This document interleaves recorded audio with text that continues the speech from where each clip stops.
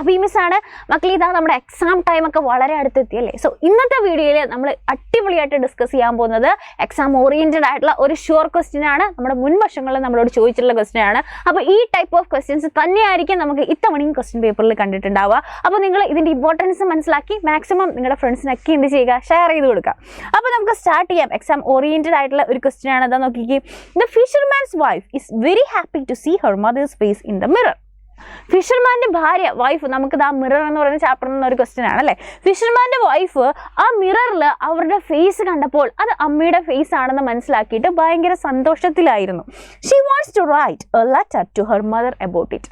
അപ്പോൾ ഈ കാര്യങ്ങൾ പറഞ്ഞുകൊണ്ട് അമ്മയ്ക്ക് ഒരു ലെറ്റർ അയക്കുകയാണ് ഫിഷർമാൻ്റെ വൈഫ് അല്ലേ. Help her write the letter. അതുകൊണ്ട് ആ ഒരു ലെറ്റർ എന്താണോ, അല്ലെങ്കിൽ ആ ഒരു മിററിൽ അമ്മയുടെ ഇമേജ് കണ്ടു എന്ന് പറഞ്ഞുകൊണ്ട് അമ്മയ്ക്ക് അയക്കുന്ന കത്ത്, ഫിഷർമാൻ്റെ വൈഫ് അയക്കുന്ന കത്ത് എങ്ങനെ ആയിരിക്കും എന്നാണ് നമ്മളോട് ക്വസ്റ്റ്യനിൽ ചോദിച്ചിട്ടുള്ളത്. അപ്പോൾ നമുക്കറിയാം, ഒരു ലെറ്റർ എഴുതാൻ പറഞ്ഞാൽ അപ്പോൾ മകൾ അമ്മയ്ക്ക് അയക്കുന്ന കത്താണല്ലേ. അപ്പോൾ ഇങ്ങനെയുള്ള കത്തിനെ നമ്മൾ എന്താണ് പറയുക? ഇൻഫോർമൽ ലെറ്റർ എന്നാണ് പറയുക അല്ലേ. നമ്മൾ ഔദ്യോഗികമായിട്ട് ഒഫീഷ്യൽ ആയിട്ടാണ് ലെറ്റർ അയച്ചിരുന്നതെന്നുണ്ടെങ്കിൽ അതിനെ നമ്മൾ ഫോർമൽ ലെറ്റർ എന്നാണ് പറയുക. ഇവിടെ അമ്മ മകൾക്ക് അയക്കുന്ന കത്താണ്, അല്ലെങ്കിൽ സുഹൃത്തുക്കൾ തമ്മിൽ അയക്കുന്ന കത്താണ്, അല്ലെങ്കിൽ നമുക്ക് അടുത്ത ആൾക്കാർക്ക് അറിയാവുന്നവർക്ക് അയക്കുന്ന കത്താണെന്നുണ്ടെങ്കിൽ അത് നമ്മൾ ഇൻഫോർമൽ ലെറ്റർ എന്നാണ് പറയുക അല്ലേ. അപ്പോൾ ഇൻഫോർമൽ ലെറ്ററിൻ്റെ ഫോർമാറ്റ് എന്താണ്? അതൊരു നോൺ ഒഫീഷ്യൽ ലെറ്ററാണ്. സാധാരണ നമ്മൾ ഒഫീഷ്യൽ കാര്യങ്ങൾക്കല്ലാണ്ട് നമ്മുടെ ഫ്രണ്ട്സിനോ ഫാമിലിക്കോ റിലേറ്റീവ്സിനോ ഒക്കെ അയക്കുന്ന ലെറ്ററിനെയാണ് നമ്മൾ ഇൻഫോർമൽ ലെറ്റർ എന്ന് പറയുന്നത്. ഈ ലെറ്റർ പേഴ്സണൽ ലെറ്റേഴ്സ് ആണ്, ഒഫീഷ്യൽ പർപ്പസിന് യൂസ് ചെയ്യുന്ന ലെറ്റേഴ്സ് അല്ല. അപ്പോൾ ഇൻഫോർമൽ ലെറ്റേഴ്സ് എന്ന് പറയുമ്പോൾ ഒഫീഷ്യൽ പർപ്പസിന് അല്ലാണ്ട് പേഴ്സണൽ പർപ്പസിന് നമ്മൾ അടുത്തുള്ള സുഹൃത്തുക്കൾക്കോ ഫ്രണ്ട്സിനോ റിലേറ്റീവ്സിനോ ഒക്കെ അയക്കുന്ന ലെറ്ററിനെയാണ് നമ്മൾ ഇൻഫോർമൽ ലെറ്റർ എന്ന് പറയുന്നത്. അപ്പോൾ ഈ ഒരു ക്വസ്റ്റ്യനിൽ നമ്മളോട് മകള് അമ്മയ്ക്ക് അയക്കുന്ന കത്താണ് പറഞ്ഞിരിക്കുന്നത് അല്ലേ. അപ്പോൾ ഇതെന്താണ്? ഒരു ഇൻഫോർമൽ ലെറ്റർ ആണ്. ഇതിന്റെ ഫോർമാറ്റ് നോക്കിക്കേടാ. എന്തായാലും ഫ്രം അഡ്രസ്സ് വേണം അല്ലേ. ആര് ആർക്കാണോ അയക്കുന്നത് എന്നുള്ളൊരു ഫ്രം അഡ്രസ്സ് കൊടുക്കാം. പിന്നെ ഡേറ്റ്, അല്ലെങ്കിൽ നമുക്ക് സല്യൂട്ടേഷന് പകരം നമുക്ക് ഡിയർ എന്ന് പറഞ്ഞ് സ്റ്റാർട്ട് ചെയ്യാം അല്ലേ. എത്രയും പ്രിയപ്പെട്ട അമ്മ, അല്ലെങ്കിൽ എത്രയും പ്രിയപ്പെട്ട സുഹൃത്തെ എന്നൊക്കെ പറഞ്ഞിട്ട് നമുക്ക് എന്ത് ചെയ്യാം? ഡിയർ എന്ന് പറഞ്ഞിട്ട് സ്റ്റാർട്ട് ചെയ്യാം. എന്നിട്ട് മെയിൻ ബോഡി ഉണ്ടാവണം. അവസാനം നമ്മൾ കാര്യങ്ങൾ പറഞ്ഞ് കൺക്ലൂഡ് ചെയ്യണം. ഒരു ക്ലോസിംഗ് ഫ്രേസ് ഉണ്ടാവണം, അല്ലെങ്കിൽ വിശ്വസ്തയോടുകൂടി യുവേഴ്സ് ലവിംഗ്ലി, അല്ലെങ്കിൽ യുവേഴ്സ് ട്രൂലി എന്ന് പറഞ്ഞിട്ട് നമുക്ക് എന്ത് ചെയ്യാം? അത് എൻഡ് ചെയ്യാം. അപ്പോൾ ഇത്രയായിരിക്കണം നമ്മൾ ഇൻഫോർമൽ ലെറ്ററിൻ്റെ ഒരു ഫോർമാറ്റ്. ഓക്കെ. അപ്പോൾ ആദ്യമേ തന്നെ മെയിൻ ആയിട്ട് എന്ത് വേണം? ഒരു സല്യൂട്ടേഷൻ വേണം. നമുക്ക് ഡിയർ എന്ന് പറഞ്ഞ് സ്റ്റാർട്ട് ചെയ്യാം. ഡേറ്റ് ഉണ്ടാവണം.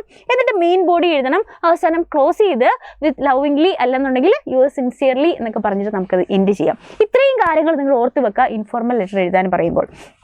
അപ്പോൾ ഈ ഒരു ക്വസ്റ്റ്യന് എങ്ങനെ ആൻസർ ചെയ്യാം എന്ന് നോക്കിക്കേടാ. ഫസ്റ്റ് തന്നെ ആദ്യം എന്ത് ചെയ്തിട്ടുണ്ട്? യെസ്, അവിടെ സ്പേസും അതുപോലെ തന്നെ ഏതാണ് പ്ലേസ് എന്നുള്ളതും അതുപോലെ തന്നെ ഡേറ്റും കൊടുത്തിട്ടുണ്ട്. അപ്പോൾ ഫസ്റ്റ് തന്നെ ഇൻഫോർമൽ ലെറ്ററിലുള്ള ഫ്രം വേണം എന്നില്ല, അവിടെ ഡേറ്റ് ആണ് കൊടുത്തിട്ടുള്ളത്. ഫ്രം വേണമെന്നുണ്ടെങ്കിൽ നമുക്കിവിടെ കൊടുക്കാം. ആരാണോ ആളുടെ പേര് ഫ്രമിൽ നമുക്ക് കൊടുക്കാം. ഓക്കെ, ഫ്രമിൽ നമുക്ക് ആ ഒരു പേര് കൊടുക്കാം. അതിനുശേഷം നമ്മൾ എന്ത് ചെയ്യുക? ഡേറ്റ് കൊടുക്കാം. ആ ഡേറ്റ് നമ്മൾ എഴുതിയിട്ടുണ്ട്. അതിനുശേഷം നമ്മൾ സല്യൂട്ടേഷൻ കൃത്യമായിട്ട് എഴുതിയിട്ടുണ്ട് അല്ലേ. ഡിയർ മദർ, അമ്മയ്ക്കാണ് അല്ലേ. അപ്പോൾ ഡിയർ മദർ എന്ന് പറഞ്ഞിട്ട് നമ്മൾ സല്യൂട്ടേഷൻ ഇൻഫോർമൽ ലെറ്റർ ആയതുകൊണ്ട് തന്നെ നമുക്ക് ഡിയർ എന്ന് പറഞ്ഞിട്ട് സ്റ്റാർട്ട് ചെയ്യാം. തുടക്കത്തിൽ തന്നെ നമുക്ക് എന്ത് പറയാം? ഹോപ്പ് യു ആർ ഫൈൻ അല്ലേ. നല്ല പോലെ ഇരിക്കുന്നു എന്ന് ഞങ്ങൾ വിശ്വസിക്കുന്നു. പിന്നെന്താണ്? Yesterday an incident happen here. എന്താണ്? ഇന്നലെ ഇവിടെ ഒരു സംഭവം നടന്നു. അമ്മയോട് ഇന്നലെ നടന്ന കാര്യങ്ങൾ പറയുകയാണ് അല്ലേ. Yesterday an incident happen here. എന്താണ്? Mohan bought a strange thing here. എന്താണ്? ഭർത്താവ് ഒരു സ്ട്രേഞ്ച് ആയിട്ടുള്ള വിചിത്രമായിട്ടുള്ള ഒരു സാധനം ഇങ്ങോട്ടേക്ക് കൊണ്ടുവന്നു അല്ലേ.